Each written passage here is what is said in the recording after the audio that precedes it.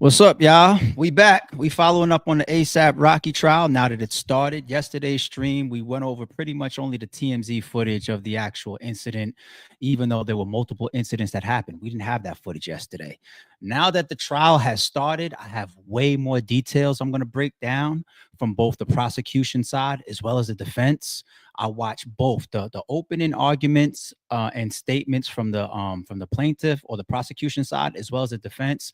It was an hour on each side. I watched them both. I took notes. I'm going to break down some of the key points on both sides in a second.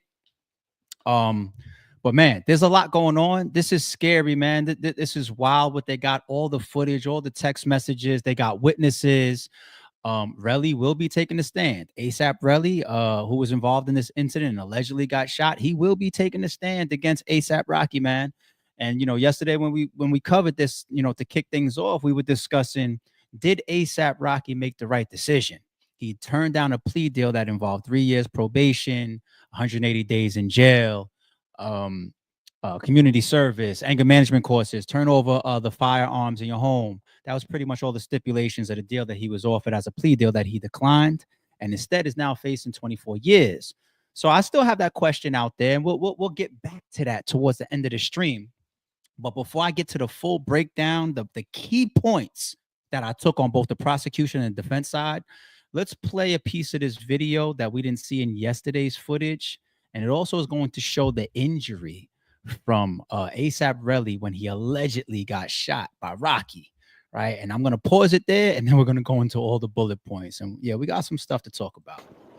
This is the location number 2 where the camera, the video that actually captured that shooting was. You can see the cameras at the very top corner of the building, and it's about 3 properties away from the location that we're seeing. So again, the video is captured at a distance. It's a admittedly grainy video. It's not the most clear that you could possibly have, but it captures enough features that you can identify who is who when you watch this video. So I told you the main video that you're watching is from location number 2, and that smaller location number 3 is in the corner. Before I play the video, I want to orient you to what you're seeing. Along the top is Vista Del Mar. The parking lot is just out of view of the camera at the top of the screen. Along the top left-hand corner is Selma, that forms that intersection. The red arrow is the defendant, Mr. Mayers.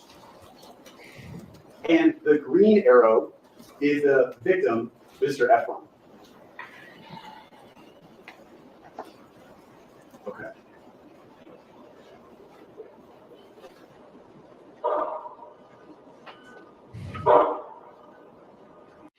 So that's one thing that we didn't hear in the TMZ footage that we went over yesterday. You hear the shots. Not only do you hear 2 shots, you hear what gunshots tend to do. We hear them setting off the car alarms, right? So there's multiple camera angles that have come into court now as evidence that weren't available prior, but that should be expected. And to a degree, I apologize for that. I'm tripping on that. Like, we looked at that TMZ footage yesterday, and I was pretty much basing a lot of that as the core evidence. And I'm smarter than that. I know that there's a trial that's set to happen, and both the prosecution and the defense will be coming with a whole litany of things that we have yet to be privy to: text messages, phone calls, screenshots, more camera angles, more camera footage, testimonies, even police body cam footage will be in. It's already introduced as evidence into this trial. Shell casings that were recovered from the scene, experts that come in and talk about the alleged gun that was used in the incident. I'm going to go through all of those details, so bear with me. But yeah, to hear the actual shots, I think you guys see where I'm going at this point. I don't think you guys are going to see either side try to make a claim that there wasn't some type of gun that was in play here. And we'll get there. When I say type of gun, some of y'all have already heard it, right? What the defense is proposing, but all right.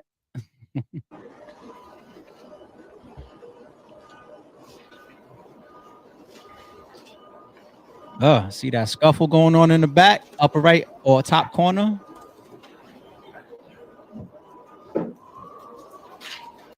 I got some things to speak about that scuffle that was happening at the top of the screen there, only because there's another video that the defense keyed on. I'm not going to bring it up here, but if you notice, as he's playing this footage right here, the prosecution who's bringing this up, They're not saying too much. They're not narrating what's happening in the background too much. Pay attention to that. Now, what you see as the video plays is the various cameras on location number 2 switching between 3 different cameras that are mounted to that building. What's important about that, towards the end of the video, you'll see as Mr. Mayers is running away from the location, running down Vista Del Mar towards El Centro, he trips a floodlight that's motion activated. And when you watch the video closely, that floodlight is captured by both locations. So location number 2 and location number 3, those cameras each capture that floodlight turning on. And when you watch the videos together, you can see that moment in time when the lights flash on, line up. And that's how you know. Smart correlation. You have multiple pieces of footage that come from different locations where, you know, the guys ran past, right? Maybe one guy's a ring camera, another person is a camera that's on this building, another one's from the parking garage where the incident actually kicked off with the scuffle and the tussle and everything like that when the alleged gun got pulled out. It wasn't shot at that point. We'll get there. We'll get there. But, you know, the prosecution is doing a good job right here, linking all those cameras together. And from a timing standpoint, he's even showing that, all right, from this camera over here and this camera over here, this one has audio, but this one doesn't. But you could tell that it's the same person with the same clothes that's running by at the same time from the different cameras because the floodlight goes on in both cameras at the same time, the censored floodlight. So that's good prosecute. That's good detective work. That's good, you know. You collect all this evidence, and the state, you know, they got to come with their side. Defense is heavy too. We'll get there. We'll get there. The sound correlates with the video that you're seeing playing at the same time from a different location. Now, I told you, you know, we all know the video from location number 2. A quick backdrop. So this is not a new story, Humble King. This was once again the alleged shooting of ASAP Rocky shooting one of his previous ASAP members, ASAP Relly, right, over an ongoing dispute. I'm going to get to all of those details in a second. Bear with me, but it's really the key points that I took away from the prosecution and defense and those opening statements. It's like 2 hours worth of footage I went through. So bear with me. I got y'all. Is from a distance. If you zoom in on the area where this incident happened, and we will play a zoomed in version of this video, what you see is a very pixelated image. But what even that captures still are the colors the individuals are wearing, which is how you can distinguish who is who on the video. You'll see Mr. Efron on the far left. Ills is just next to him. 12E, who's wearing the red jacket, is just next to Ills. And then the defendant, who's wearing all black, is at the bottom of the screen. Again, I understand if you watch this video one time, you may not pick up these features, but as you watch it repeatedly, you'll be able to tell who is who.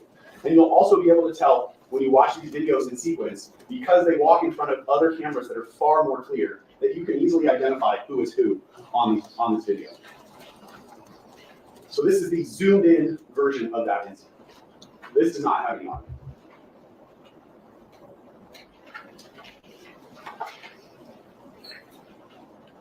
Okay. That's when the shots go off. They're still scuffling. They're still fighting a little bit. Okay, you see that going on. Upper top corner, still fighting. Still fighting at the upper top right-hand corner. As we play the zoomed in version, you'll also see even though Rocky is down at the bottom now and has already walked out this way. What Mr. Efron will tell you is that immediately as the defendant turned, pointed the gun at him, he jumps behind Ills, essentially to put Ills between him and the defendant. And you'll see on the video the defendant lunging one way and then the other way around Ills, trying to get at the victim, who is holding Ills in front of him. Now, despite how dangerous this is, having a semi-automatic pistol pointed at you and discharged twice, you will hear that Mr. Efron was not seriously injured by this shooting. He has these injuries to the middle knuckle of one of his hands. This was my stopping point before we start getting into some of the details. Let me put it back up on the big screen. This is the injuries of him being shot, allegedly. Okay? Now, y'all hold on to that for a second, and then I'm going to start getting into all the key points from the opening statements from the prosecution and the defense. I'm going to look at the chat when y'all got this picture up here. I wonder what y'all think about this being him being shot. I'll wait.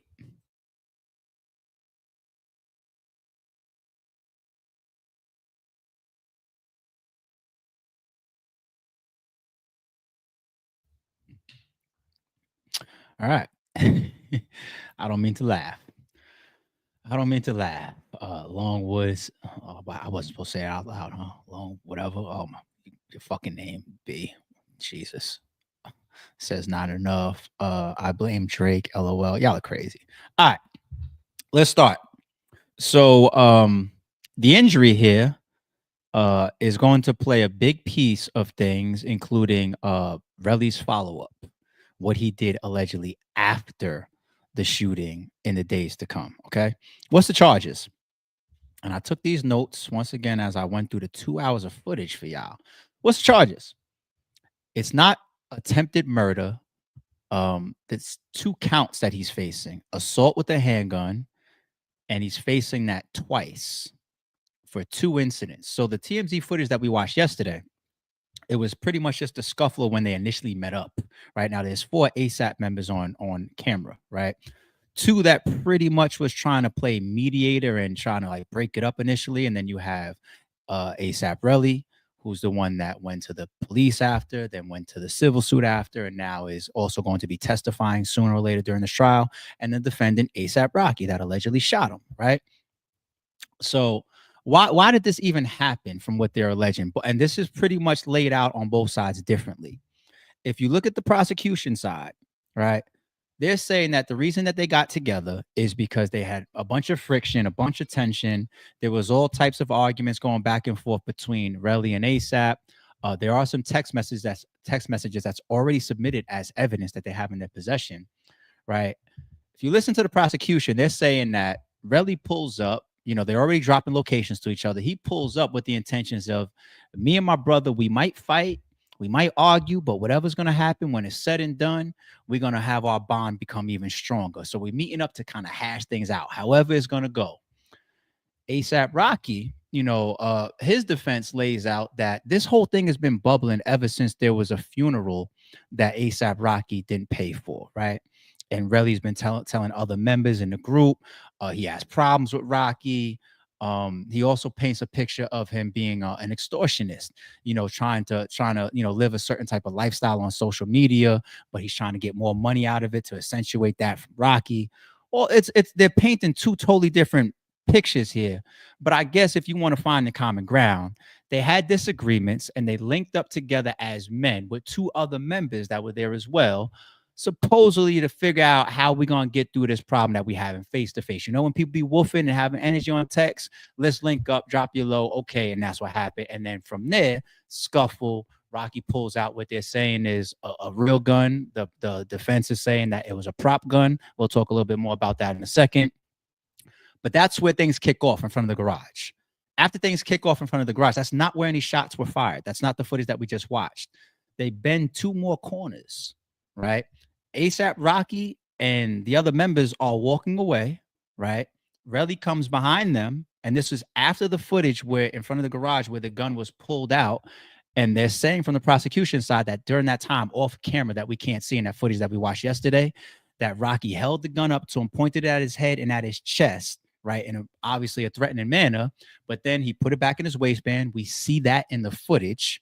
Okay. Then they walked off. They walked around because there's pedestrians around as well. There's literally people in the street, broad daylight in Hollywood and shit that's seeing some of this. Rocky tucks his gun away and then he walks away with a couple of his members, but Relly then follows them behind 2 corners. Then they get into it again. That's where the 2 shots happen. So that's where the second assault happens, or the second assault charge is coming from. The first one, when you pull the gun, that's assault, right? You can get an assault charge just for pulling your gun, or even for flashing. Even if you don't take it off your hip, you can get an assault charge for that, right? And then, of course, again, when they bend the corner and the gun comes out again, and that's where we hear the shots and the more scuffling, and then they run separate directions, all that type of stuff. Okay, so that's the charges.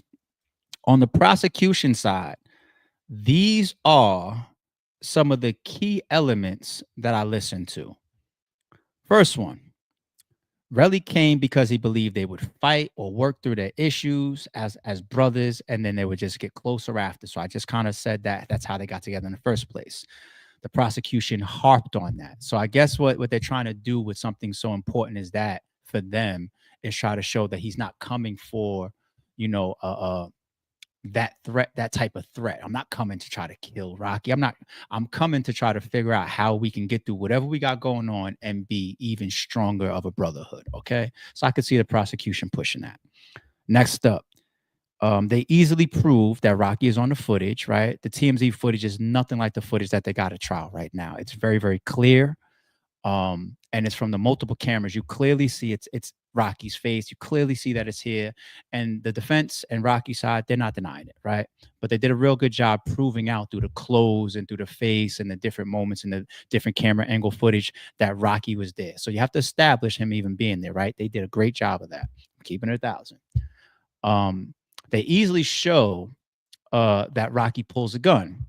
Now, there's going to be a discrepancy and a big piece of this trial that goes back and forth of what type of gun was it, right? The defense is saying that it was a prop gun, aka it doesn't shoot any real bullets, right? Something that you would use like in a music video, something that you might use on a set of a movie, right? Something that is it's real functional as far as the attributes and the mechanics of the gun, and it will, that pin lands on them rounds and the pop is same as a real gun.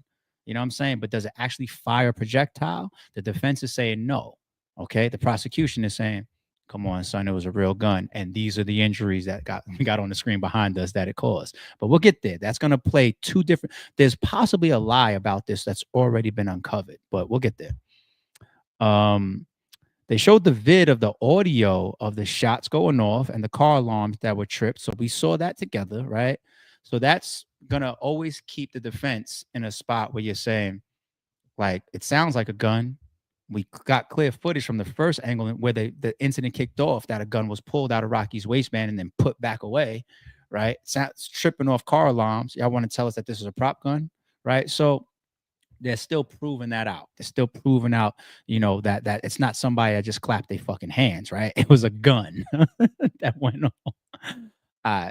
on. He continued to pursue Rocky with a gun because he was so sure Rocky wouldn't do anything to him as a brother. Now, that is a very big point that the prosecution was laying out, because now that we see the footage in the trial, because we don't have to read the paperwork, we could just watch the video. Now that we see what they're laying out in trial, and we see like, okay, the whole incident didn't just happen in front of the garage when Rocky first pulled a gun on TMZ.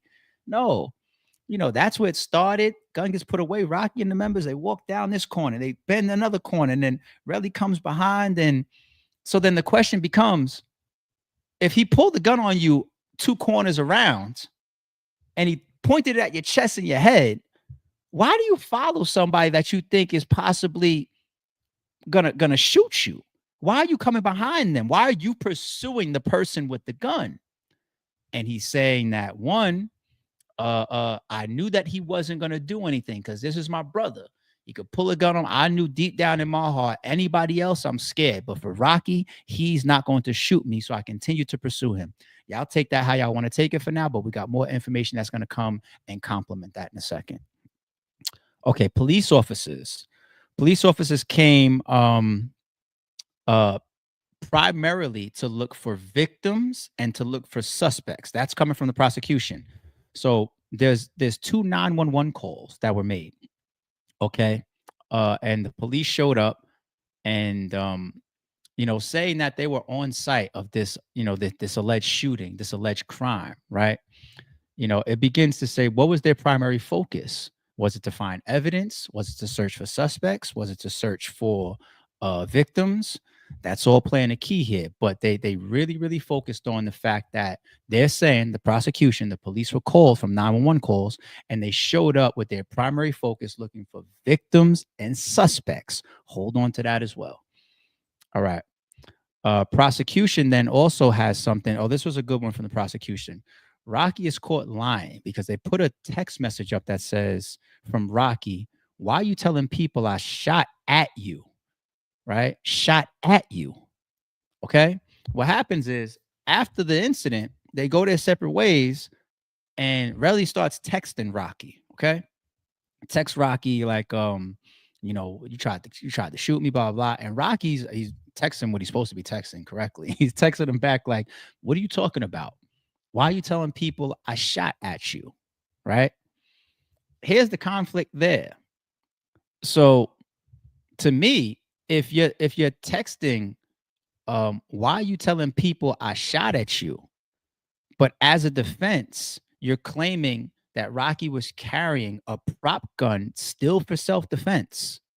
Still for self-defense. I'll get more to that in a second when we get to the defense side of things. But so if you're saying he would pull a gun like that and shoot it just to scare somebody away in self-defense, then you're catching him in a lie when he's saying, "Why are you telling people I shot at you?" Unless you're going to try to spin the angle of saying, "I didn't shoot at you because a projectile didn't come out the gun." Why is that relevant? Not because it's a small, like, little detail where you could say, "Oh, somebody might be lying there," or you're going to have to spin off of that and try to make a reason why you're justifying that type of wording in the text. It's just all about just establishing credibility. They'll do that all the time. They'll do that from the very, very beginning. That's one of the key things that the defense, ASAP Rocky's lawyer, is going towards in his opening statement. He's going at the credibility of ASAP Relly. And they're doing the same here on the prosecution side, saying that this text message takes away from Rocky's credibility. Once you could strip somebody's credibility, whether the defendant or the prosecution side, whatever the case may be, it's hard to now take everything that they say as truth. That's what they were trying to do against YSL Woody. He's like, nah, he's a liar, right? So we can't take anything he says as truth. And he's up here himself saying, I don't remember, and I'd say anything to get out of this jam, right? So credibility is always a big thing that they try to expose in court. And Rocky has a small issue with that text message that's already submitted as evidence. All right, continuing on the prosecution side. Attempted murder is not the charge, right? The reason why they harped on that in the opening statement is because the lawyer on the state side, he was trying to set the tone with the jury to be very, very careful to not give a verdict or submit their decision based on charges that are not on the table. So when you hear, oh, there was an incident, there was a scuffle, he's showing these as alleged injuries from a gunshot. You got video and audio of the gunshots going off. The defense themselves are claiming that they had a prop gun with them for self-defense, right? There's shell casings that were allegedly recovered and given to the police, right? So you got all these things that's going on, but the charge isn't attempted murder, it's assault. Because if you try to go with attempted murder, a high charge like that, maybe the jury struggles to agree on something like that a little bit tougher, right? It's not as easy for them to all agree on that one, right? Without reasonable doubt. So the lawyer wanted to be very, very careful that the jury don't go in there and they start basing their decisions on charges that's not on the table. Okay. And last but not least, I have on the prosecution side, Relly will be taking the stand. Okay. I think that's very important, because you get to a point where it's going to be, whether it's lined up with the credibility factors, but all these pieces of evidence and my word versus yours. Okay. There will be other witnesses as well, witnesses that were there as well as ASAP members. But give me a second. All right. On the defense side, Relly painted as an IG fraud looking for the lavish lifestyle. That's one thing that ASAP Rocky's lawyer came out the gate with. He's saying if you go to his IG, he's always trying to flaunt and act like he got money and all this. He's trying to act like he's living this lavish lifestyle. Meanwhile, in the background, what he's trying to do is get that money to try to really be about that from ASAP, right? He's looking for handouts. This is purely a money grab from somebody that doesn't have credibility as a known liar, right? So establishing nice and early that this dude is a fraud. He's fraudulent. You know what I'm saying? His Instagram paints pictures of him lying, showing things that he doesn't have. What I say earlier, going at credibility. Okay. Did you guys ever think to yourselves that a lawyer might take what they can, I guess, show as stunting behavior on your Instagram to paint into putting a shadow of credibility over you? like I guess a good lawyer would do that. Why not? Here he is sitting on a car that's not his, and the caption says another day in the life. He's a fraud. So why should we believe him when he says that he got shot? He's not a truth teller, right? Hey, fuck it. I mean, fronting is fronting, lying is lying, right? It is what it is. They're all cousins, if not brothers of each other. Hey, right? So it is what it is. I can see him coming out and doing that shit. Next for the defense. Relly was texting people he was upset with Rocky for not paying for a funeral. So what he was harping on that for is he's trying to establish motive of Relly being upset with Rocky and how this tension continued to build based on jealousy, based on money, based on wanting to live a certain type of lifestyle that his other ASAP member that he came up from high school with is living and he's not. You know, he's bundling all of that to paint a picture of this guy being disgruntled, jealous, a hater, and having other issues with them pertaining to this funeral cost and all that. So I think that makes sense to do. Prior to the meetup, he texts someone about fighting Rocky. I think it's smart to also show that if the prosecution is saying, you know, my client is showing up pretty much just to try to resolve whatever issues that they have going on as brothers and then leave all of that behind and become stronger brothers. Defense is coming out and they're saying, no, you have physical harm intent towards me prior to the meeting. And we have text messages of that. This is a good fight on both sides between the prosecution and defense early. Fireworks, day one. All right. Relly returned to the alleged scene of the crime. Do I need to say the alleged scene because we see the footage of it? He returned to the location where all the incident happened with his girlfriend an hour later and picked up the shells, the same alleged shells that the police officers couldn't find. Why did they harp on that? That's going to be a big piece to me too.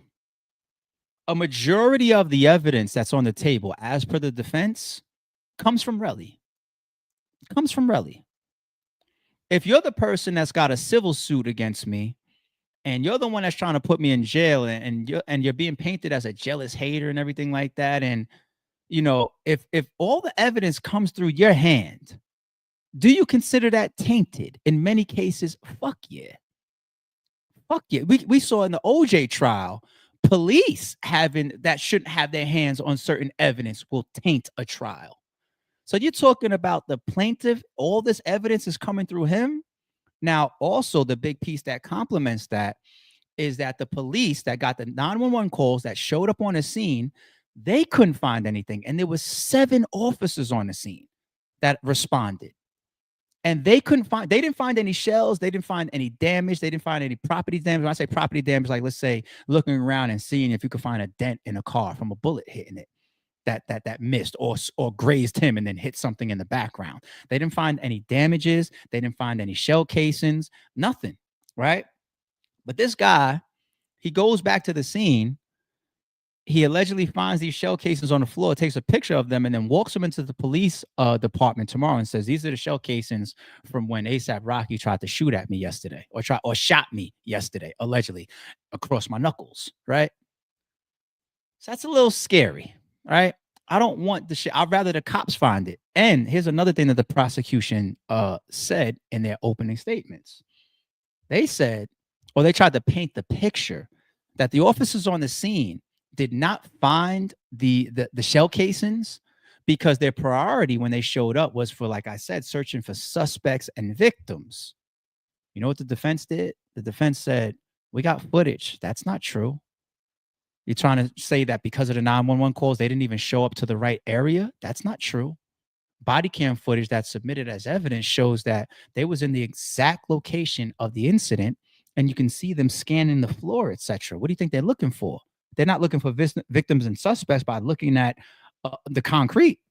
They're looking for shell casings and evidence, right? And the location of the footage shows that. So they contradicted the prosecution there pretty well by using the police body cam footage. So, all right, let's keep going. You return to the scene with your girl an hour later and you picked up the shell casings. All right.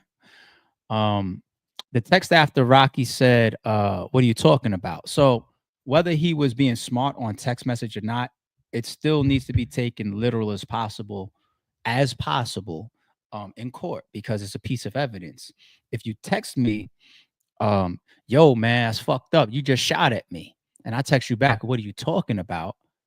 I'm still holding up my defense of this guy's making shit up so he could run all this together with some shells that he put on the floor and took a picture of, so he could come with some civil lawsuit. Right. So his text message, in that respect, that particular text message helps him of him playing dumb. And I shouldn't say playing dumb. Maybe he was telling the truth. But well, then again, we can't say that because he's clearly there. But maybe he's saying playing dumb to the fact like, it wasn't a real gun. Why? We mean shot at you? I didn't shoot at you. I just made a noise. You knew it was a prop gun. I think the defense is really playing that. No sarcasm. I think they're playing that the other ASAP members knew it was a prop gun as well, and they're going to take the stand on Rocky's behalf in regards to that. But let's keep going. Relly followed them around 2 corners. So we kind of hinted about that, but why does that continue to be bad? Number one, especially in stand your ground states. Now, I don't think Cali is stand your ground, but just painting a picture of an aggressor. Okay.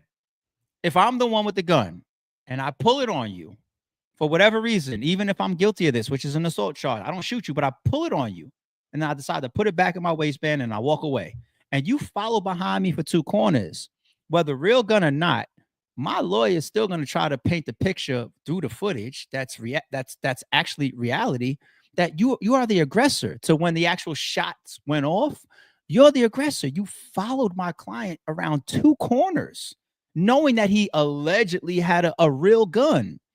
Why did you do that? And then that footage in the top corner, what's that all about? You saying that you just hopped behind somebody as a human shield.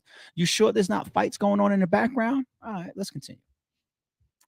Relly text somebody after they literally have that. I'm going to be rich. They literally have a text message from Relly saying that.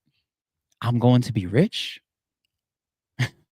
And then you see how the defense lawyer for Rocky comes out and says, look at him, he's a fraud. Look at his Instagram. This is his true intentions here. How do you text somebody that after your best friend allegedly shoots you and it grazes your knuckles? I'm going to be rich. If my best friend shot me in the hand, whether he grazed me or not, do you think I'm texting somebody I'm going to be rich if my best friend shot me? They have that text message, man. So that doesn't play good for the prosecution. Let's keep going. In his civil suit. So the Rocky's defense lawyer brought this up. In his civil suit, he filed, and that's why I keep leaving this picture up here. One of the reasons why he's going for $30 million is because he was disabled by the bullet. I'll wait. That's some real disabling fucking injuries I'm seeing up there, man. I had them shits as a baby. I had them shits when I was 0, before I turned 1. Like, disabled, B. All right, let's continue. All right, now let's bring up the bullets recovered from Rocky's home. Okay, so charges go in. This guy walks the shell. Really, he walks the shell casings into the police department. He tells on his friend, like, you can call it snitching if you want. I don't know if he's a street nigga. If he's a street nigga, it's straight snitching. So he walks the shell casings that him and his girl went back to the scene of and collected an hour later, and they walked him into the police department the next day, right? So then, of course, when the police come to Rocky's crib, they have a search warrant. They don't find a gun, but they find a magazine. They find a magazine with 9mm bullets in them. Okay. And the bullets that they recovered from that magazine that were 9mm, the casings did not match the brand of the casings that Relly recovered from the scene and gave to the police. Okay, they're like a different brand. Like, let's say the brand that's in his magazine that they found in the crib was like Federal, not Federal like law, but there's actually a brand, Federal, right? Like Federal FST or whatever, like Federal brand. And then, the ones that are recovered and given to the police department, like SIG brand or whatever, or some other Luger brand. You know what I'm saying? But of course, both same caliber, 9mm, but different brand of bullet, right? So they didn't match up. So the defense putting that on the table, you're kicking a man's door, you don't find the gun. You do find a clip that's 9mm. You do find some bullets, but it's not the same brand. I'd want my lawyer to use that in my defense as well. Next up, no fingerprints found on the shell casings that Relly turned over. No fingerprints. Okay. I think that bodes to the defense as well, right? Let's keep going. They're saying that he carried a prop gun to scare and threaten people away. Okay. They used like a circumstance of like a recent music video where it may have been used, and he was advised by his security detail to carry it for self-defense. They're saying even though he is a licensed gun carrier, ASAP Rocky, he didn't want to carry a legal firearm. I mean, a real firearm. Because he feared hurting himself or possibly somebody else. So instead, he carried the prop gun. Worst case scenario, I could make some noise and scare people away. Let me stop for 1 second, people, and jump fake off topic for a second. People, if you're ever going to carry something to deter a threat, never let it be fake. Let's say hypothetically ASAP Rocky was carrying a prop gun, right? Let's say hypothetically he was. Don't do that, people. You either carry a weapon for self-defense or you don't carry one at all. Do not carry a fake one.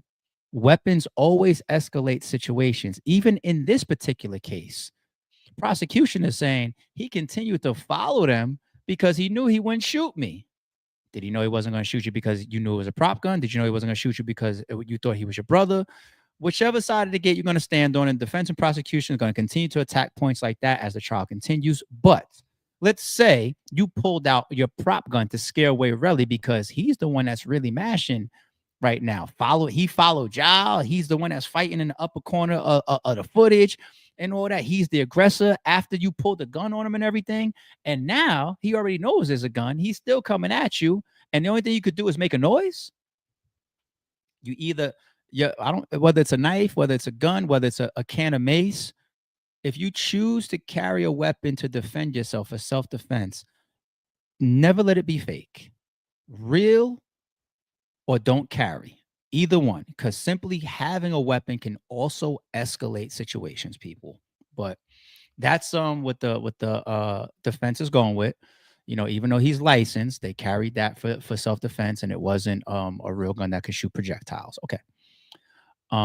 The wound is not from a gun. So that was mentioned briefly, but that's a little bit more for me.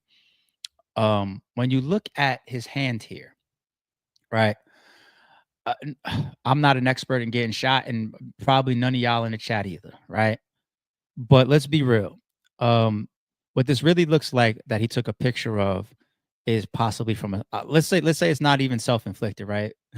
Let's say he didn't do it to himself on some thin line shit, right? Remember what Shorty did? She tried to put all the bruises on herself and shit before Martin came through. Move your heads. I know y'all always with me. But let's say he didn't do it to himself because he's texting people, I'm about to be rich, right?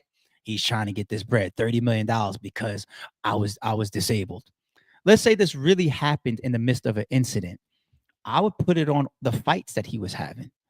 The scuffles, whether it was the scuffling of Holden and with or against the or whatever, or even the ground as they scuffling after they then left the garage and walked around a couple corners and they got back into tussling and fighting when the shots actually went off.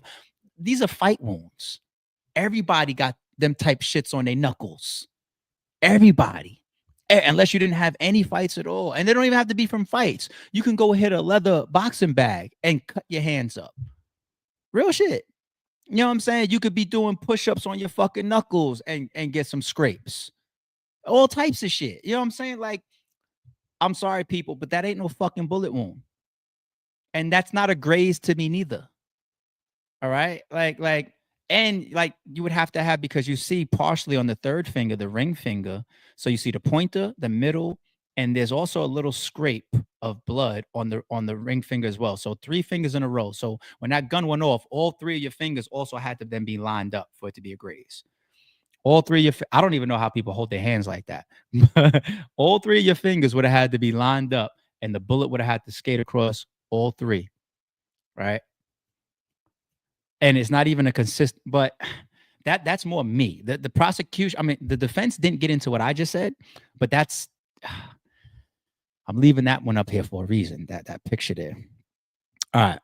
The other ASAP members will testify that it was a prop gun, which is also why Relly was so bold to follow them and pursue them.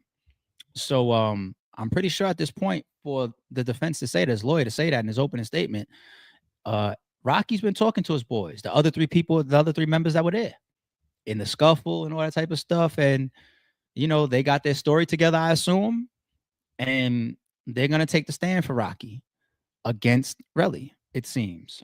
And they're going to say like, nah, it was a prop gun. We all know that Rocky carried a prop gun, you know what I'm saying? Or had a prop gun on that particular day. And that's another reason why Relly pursued them, because he knew that, not that he's not scared that Rocky won't shoot him as a brother, but even if he wants to shoot him, he can't. All right. So, all right, let's continue. They have a witness that saw how Relly moved around after the shots. So, defense laid that out.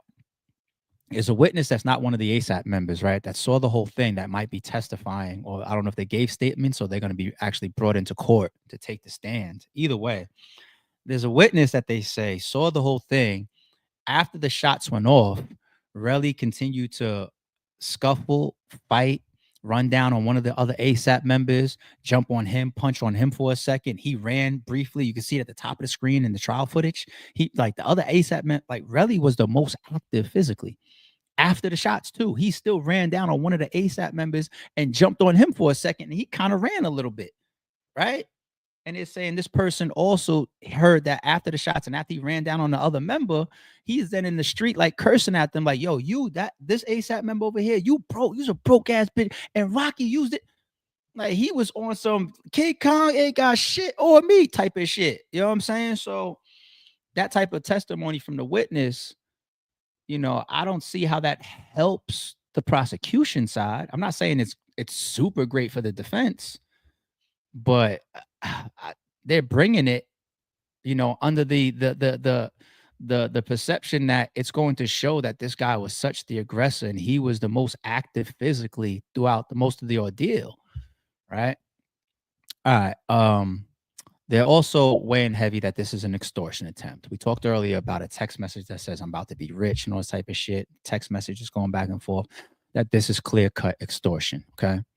Next up, the body cam footage that actually shows that they were in the exact place. Once again, didn't find any shells, but miraculously, Relly came back later on to his girlfriend and did. We kind of mentioned that already. All the evidence, including the shell casings, comes through Relly. I mentioned that already. Relly's text message saying, I want to get to this nigga's money because he shot at me. Yo, that's a text message that's submitted via evidence. So Relly texts himself, I want to get this nigga's money because he shot at me. Keyword at. Keyword at. But the picture that I'm still keeping up here shows you're trying to say that you shot me. Grades or not, you shot me. With my lined up three fingers once again, people. You shot me. Your text message, though, says, I want to get this nigga's money because he shot at me. That's not good, really. It's not good, buddy. All right. His credibility is going to be killed, right? Here's two things also that I want to add. Here's two things that I want to add. Let's take his rug burns off the screen for a second, or for the rest of the stream. I don't want to see his rug burns anymore. I'm good. There was a big situation towards the end. The prosecution kind of blindsided the defense that they were going to bring in some new examiners to examine the gun evidence, the shells, and the clip, the magazine, I believe that was retrieved from when they had a warrant to go to Rocky's crib. Okay. They're saying it's from a Glock 43. And indeed, it could have been fired from this Glock 43, the shell casings that Relly turned over. Here's what I say to that. I don't think that if I'm an examiner and I come in for the prosecution and if the judge allows this, matter of fact, the judge did allow it. He even said that the state's going to pay for it. So the defense was mad at that. They're like, last minute, day of the trial start, you're gonna allow them to bring in this new examiner and this new forensics over like this is you can't blindside us like that. Well, I think the judge allowed it because he's saying the state's gonna pay. But here's the thing about that. You bring in an examiner to say that the magazine that you found in Rocky's house belongs or would be fitting of a Glock 43. And indeed, the shells that were recovered by Relly and turned in by Relly could be indeed fired from a Glock 43. That doesn't mean much to me. I'll tell you why this doesn't mean shit to me. A Glock 43 is a compact concealable 9mm handgun. Here's the thing about Glock. You hear Glock 19, you hear Glock 17, you hear Glock 43, you hear Glock 26, you hear all these different types of Glocks, right? The number isn't the caliber. Like there's even certain numbers that don't match any caliber. The number is their patent, right? That's how they go with their Glock, right? It's their patent number, to be honest, right? Glock 19, probably the most popular handgun in the States, probably one of the more common ones that even police departments carry. That's like a mid-range yet compactful type of very everyday carriers type of Glock 9mm. Okay. Glock 19, about that long. Okay. Glock 43, about this long, right? Very shorter, more compact for conceal. They're both 9mm though. Glock 17.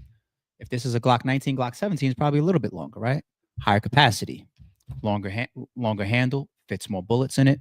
Glock 17s are like Glock 19s are carried by police, but Glock 17s are a lot. Sometimes by police, also for range, because the longer your gun is, the more accurate it is, right? So Glock 43, Glock 19, other patents within the Glock series, they have multiple 9mm, okay? I say all that to say, just because you put an expert up there on the stand and say, these 9mm casings that were turned in by Relly could indeed be shot or fired from a Glock 43 doesn't mean shit to me. 9mm is probably the most popular caliber in all of the states, if not the whole world. The most popular caliber. People that like collect, not collect, but they not collect. What's the word? Stockpile. Like that stockpile ammunition. They stockpile 9mm more than anything because they feel like if you go through some type of law changes or if you go through some type of drought during COVID, there was a drought. You get drought on drugs, you get drought on certain foods, you get drought on ammunition. You go through droughts based on what's going on in the world. You go to your local gun store, the most common bullet might be the one that is the easiest to get your hand on, which is 9mm. Okay. It's so popular that whether it's a Glock 19, a Glock 43, a Glock, it's all 9mm. You happen to turn in shell casings from a 9mm. ASAP Rocky's magazine that they recovered from his crib is a magazine that would be fitting and has bullets and ammunition loaded in it of a 9mm. So you walk in this person's house, you could find a magazine for a 9mm too. Does that mean that his gun possibly was the one that shot these alleged casings that Relly turned in? So bringing in this expert to me doesn't mean shit as long as the defense plays it kind of to what I just said. You know what I'm saying? Like, yeah, my bad. Like, that's really how I felt about that shit. Like, them shit, because we've all had those a million fucking times. Like, that shit is like, it's bugged out. But, but yeah, like the expert, if the expert comes in to prove, like, yeah, the magazine matches a 9mm, and so does the casings, and the most popular fucking caliber in the world, 9mm. Like, come on. I knew what a 9 was before I knew what it meant. As a little child, you just hear 9, right? How many of us like it used to be original slang for, well, I shouldn't say original, but old school slang for a gun. Shoot you with the 9. I used to just think like a 9 was a gun. No, a 9 is a caliber. I didn't know that as a kid, but that's how popular 9mm is. You know what I'm saying? Like, there's some of y'all in here that know well what I'm talking about and beyond. But just some logic for that. That I think the defense was very upset that the judge is allowing that in last minute, but I don't think it's strong. just to me personally. Um, Also, I want to get to this. People, one thing that we're getting very, very early from this trial as a reminder, as far as our own survival, it really, really sucks how much should be the people that's the closest to you, man. It really, really sucks. The people closest to you have the most access to you. They know you the most. That's why it's not uncommon for them to be able to inflict the most damage towards you. ASAP Relly, ASAP Rocky, they're saying that they're friends from high school. One of them happened to go all the way up here, but still is rocking with some of his homies, that other ASAP homies, right? People, we have to continue to be careful of these people that we look at and we consider them loved ones. I go back to that classic Jay-Z saying, and I'm gonna play both sides of this coin. Give me a second. When he said you'll realize who y'all true friends are when both of y'all got money, because the one that don't got money, he's still dependent on you. And that's a reminder that if one of y'all got money and one of y'all don't, the dependency is there. And that's when you don't know the jealousy. That's when you don't know the hate. That's when you don't know that I'm just hanging around for this or hanging around for that, right? It's very, very scary because these are literally the closest people to us. You got these high school friends. One of them is about to take the stand on Rocky to try to possibly put him in jail for 10 to 12 years of a 24-year conviction. That's your friend. This is also the same guy that's putting his hand in pictures saying that this is a gunshot wound here. He shot me. This is also the same friend that left Cali and went to New York for whatever reason to deal with his mental health behind this, but ended up filing a civil lawsuit for $30 million, saying that alleged graze or rug burn disabled him. This is scary shit of what a friend can do to you. On the other side of the coin, now, to be fair, people, I'm always fair. ASAP Rocky as a friend, if that's your friend, prop gun or not, you never pull a fucking strap on your friend unless you're in fear for your life. I don't even know if you're supposed to bring a gun to a friend fight. Now, if you guys aren't that tight where you don't trust each other, protect yourself. Whatever you're getting into, y'all want to drop locations on each other. On my Instagram the other day, one of the pictures I posted, and if you scroll through the shit, one of my last posts, my t-shirt says, keep your friends close and your enemies far away. I don't give a fuck about that stupid ass cliche shit of keep your enemies even closer. I'm cool. I'm good. I'm cool. I agree with Pap. Keep my enemies close. Keep my enemies close for what? I catch my enemies close. I'm gonna roast his gut. Like I'd rather that. I'm gonna keep my enemies close to me. I'm good. I'm good. Y'all could justify that philosophy a different way. I'm good. I wear the t-shirts. Y'all stay over there. I'm gonna stay over here. Let's both be safe. All right. Because you might be willing to do the same shit that I'll do. And one of us could get hurt bad or lose our freedom. You stay there and I'll stay here and let's just both live. I'd rather that. I'd rather that. But if this is your brother, if this is your friend, a gun is never supposed to be a part of the equation. Not even a knife, not a weapon. You never up a gun or pull a gun on a friend or a loved one. Even if y'all are in the midst of a fight and a gun is never supposed to be an option for loved ones unless you're facing what you think is a deadly threat. Right? The friends are supposed to fade or talk it out. Or talk it out. Like if ASAP pulled that shit off of his waist to threaten his friend, like, nigga, I'll shoot you, that's whack. Whether it's a prop gun or not. And dude, as a friend, you're willing to try to sue me for $30 million, go collect shells, walk them into the police precinct, take the stand on me, try to take me away from my kids and my life for 10 to 12 years, possibly, and all this type of stuff. Say that I disabled you. It's foul shit on both sides.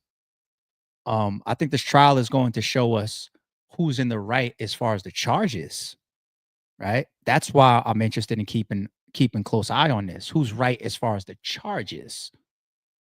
But when you scratch all the court stuff that's going on, you just look at, damn, the results of two friends, some foul shit on both sides. It's just like, damn, y'all fucked up. Whether y'all had animosity that was building over funeral payments or this or that. I'm at a maturity point now in life, and I wasn't always like this. Like, you have to survive your younger years where you don't think like more irrational and more like, fuck it, it's up. You have to survive those years. Luckily, I've been there, and I've taken wins and losses because I was living through those years where I was like, it's up. We going. I lived through those years. You know what I'm saying? I seen the ups and the downs from them.